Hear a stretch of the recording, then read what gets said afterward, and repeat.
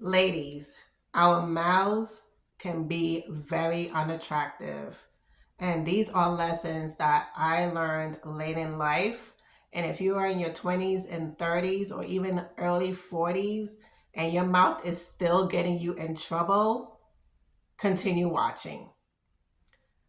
I had to learn this the hard way in my early 40s, and I am still going through training by the grace of God and the power of the Holy Spirit with this thing here, the mouth. And the thing is, with the mouth, it is connected to the mind, and the mind is connected to the heart. So, whatever is in your heart outflows through the mind to the heart. So the thing is, first is to check your heart. And I was raised Caribbean, and my mom is a very peaceful woman. She's the true feminine I've ever experienced now that I've been so exposed to femininity. And I will talk more about my femininity journey and of how I believe the workplace kept me masculine. And now looking back, I see that my mom displayed femininity throughout my whole life.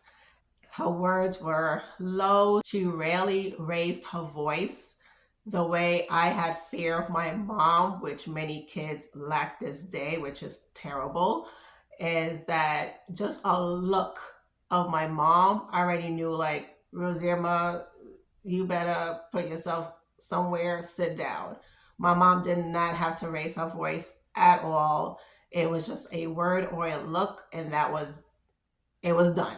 I'll be sharing more about my mom in future episodes. Sure, you are subscribed to benefit from that conversation. But yet, I have other people in my life called aunts. And my aunts did not move the way my mom moved. They were very loud. They talked at their husbands, hence why most of them are divorced. And I was exposed to them a lot. And they cursed a lot, which God had to deliver me from. And they were just very cutthroat and spoke how they felt, didn't care if you got hurt, it's gonna be felt. I brought that into my relationships with friends and even male relationships. My friendships, like female to female friendships, they were of the Caribbean descent also, and they were mainly from New York, New Jersey area and Latina. So we have that whole culture anyway to speak what's on our mind and just say what is. But then with male relationships, of course, in the beginning when I was living in New York, I had men in my life who were Caribbean. So they never came back at me with what I was saying. It was just like, okay, Rosirma said it and that's it. And until I moved to the South. And the men of the South are built differently. And at first, I didn't ever have pushback about how I spoke at all. It was like, oh, okay, Rosirma. And I even what I call a exit conversation of, hey, like when we were together, is there anything that you thought I need to improve on? And most of them were like, no, it was me. I should have treated you better. And I was like, I mean, yeah, you're right, but I know I wasn't perfect.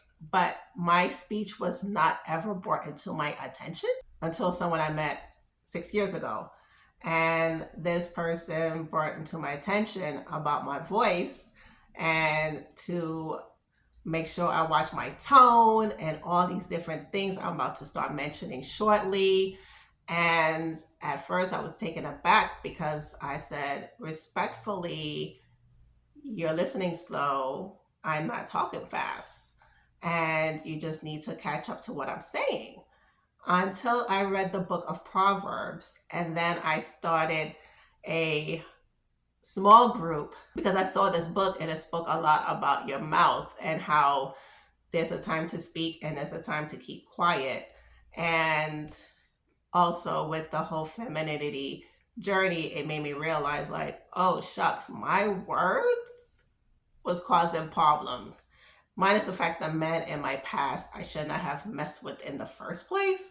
But yet, even with their time with me, I believe it would have been a pleasant experience with me if I had better vocabulary and word usage. And I'm here to share with you, I have learned that I pray you will apply to your relationships with your either your boyfriend or your soon to be husband or your husband, or with anyone in your family, because ladies, our mouths are getting us in a lot of trouble, and the reality TV shows are not doing us any justice and making us look like very angry women. And the whole black angry women is not just black people, it's all races are looking very angry and just screaming at men, and they're looking at us like, what is her problem? And we need that look to stop, because back in the day we used to be very elegant with our words, and men used to woo-saw over us. And now men can't even stand us because our mouths are so barbaric. It needs to end. If you can relate, hit the like button. Women, you are talking too much. Less is more. In a conversation, just give bullet points to a man. If you are at the stage of your relationship where he is like your girlfriend and you could divulge everything, cool. But most men just want the bullet points of what you want to tell them, and that whole vomiting of details, that's for your girlfriends. Do you prefer talking to your man as your best girlfriend, or you prefer to watch your words? Comment below. Next, watch your tone. There's no sarcasm, condescending, or attitude with the voice, with your tone. I used to be very bad with my tone. Sometimes it comes out, but I've been working on making sure I'm very intentional with the tone of my words. And it's very important that you keep yourself present in the moment so that you could be aware of when your tone is inflecting or even going to be sarcastic. Bringing up the past in a relationship is a no-no.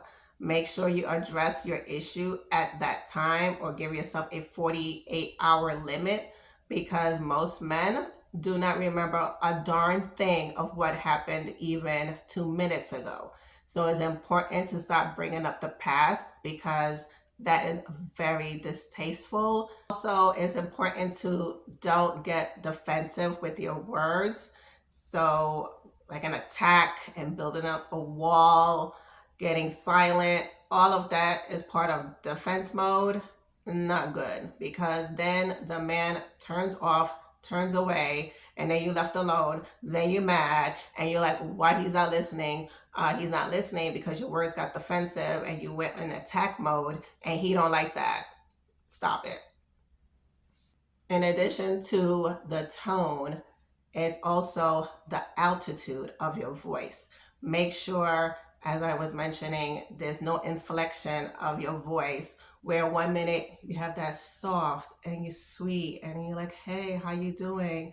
And then all of a sudden he upsets you, and then you're like, what? Are you serious? And you don't. Just still keep it, hey, are you serious? Keep it leveled, keep it cool, keep it like water and flow. Cool water flowing. Watch the raise of your voice.